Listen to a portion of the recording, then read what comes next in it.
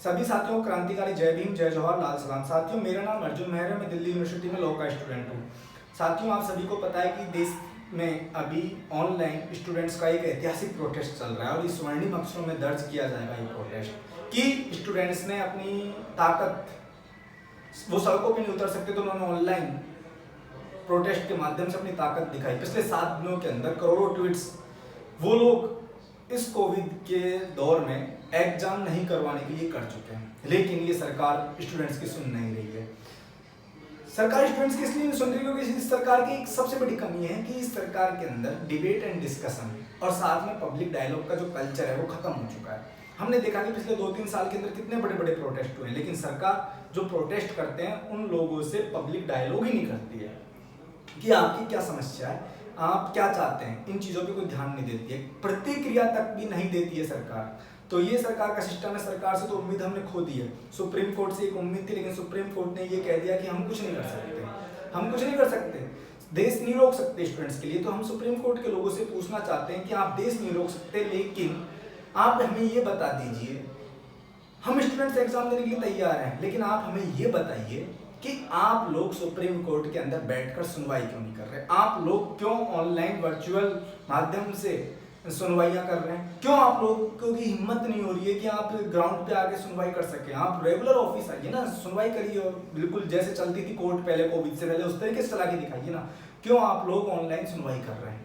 क्योंकि आपको पता है कि कोविड की वजह से जान को खतरा है। क्यों इस देश के नेता, इस देश की सत्ताधारी पार्टी अब तक लोकसभा का मानसून सत्र आहूत क्यों नहीं कर रही है? ये एक सवाल बनता है। नेताओं को से ये सवाल करिए कि आप लोग पहले सत्र आहूत कीजिए, आप लोग पहले मानसून सत्र कीजिए, और मानसून सत्र जब आप अच्छे से आयोजित कर लेंगे और आप में से कोई कोरोना पॉजिटिव नहीं होगा, कुछ नहीं होगा, तो हम लोग स्टूडेंट्स एग्जाम देने के लिए तैयार है। 24 मार्च को लॉकडाउन लगा इस देश के अंदर, और ये हमारे संविधान के अंदर लिखा हुआ है कि 2 सेशंस के बीच में 6 महीने का गैप हो सकता है।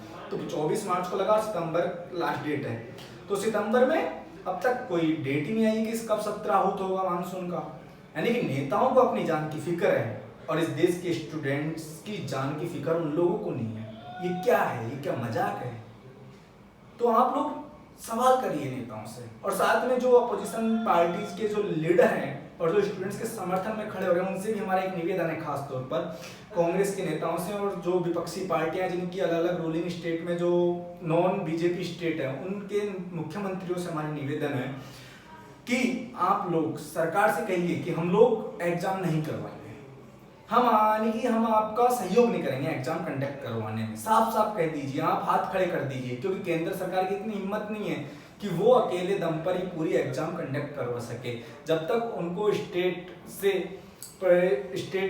ऑथोरिटीज से वहाँ की पुलिस उनका सहयोग नहीं करेगी, वो साफ मना करते भाई हम इसमें कोई समर्थन नहीं करेंगे, हम एग्जाम हमारे बच्चों की जान जोखिम में डाल सकते, हम यहाँ पर हमारे यहाँ सेंटर क्रिएट नहीं कर सकते। क्योंकि मान लीजिए जैसे केरल के अंदर कोई सेंटर है, अब कोई बच्चा बॉम्बे का है और वो केरल सेंटर दिया है उसका, तो वो केरल जाएगा तो क्या केरल के अंदर कोविड फैलने की चांसेस नहीं है?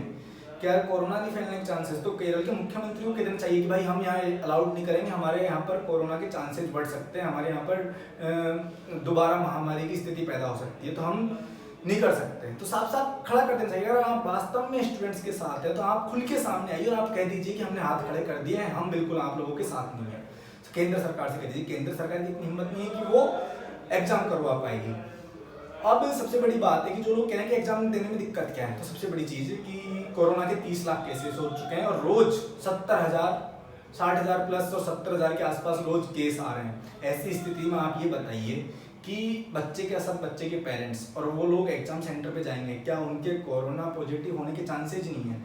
दूसरी चीज कि जो बिहार और आसाम जैसे स्टेट है जहाँ फ्लड आया हुआ है, वहाँ के बच्चे कैसे एग्जाम देंगे, कैसे वो सेंटर तक पहुँचेंगे? और तीसरी चीज, कई स्टूडेंट्स के सेंटर कई किलोमीटर तक आए। तो ऐसी स्थिति में जब कोरोना का दौर लगा हुआ है और उस दौर के अंदर ट्रांसपोर्टेशन की फैसिलिटीज अवेलेबल नहीं है और साथ में इंटर स्टेट कोई रेलवे के अलावा जैसे कि बसों का जो इंटर स्टेट का जो कनेक्शन है वो बंद हो रखा है। जैसे मैं राजस्थान से हूँ, राजस्थान के जयपुर से दिल्ली आने के लिए गुड़गांव तक के लिए बस है, लेकिन गुड़गांव से आगे दिल्ली आने तक के लिए कोई बस नहीं है। केवल आपके पास एक ही साधन है कि दिन में 2 ट्रेन चलती है, 2 ट्रेनों के माध्यम से आपको दिल्ली आना है।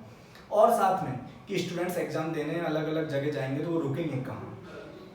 सबसे बड़ी चीज़ ये है। तो इन इश्यूज को आधार बनाकर आप लोग स्टूडेंट्स के समर्थन में खड़े होइए और इस सरकार पे प्रेशर बनाइए कि हम हमारे बच्चों की जान जोखिम में नहीं डालना चाहते। आप लोगों से निवेदन है कि एग्जाम को पोस्टपोन कर दीजिए।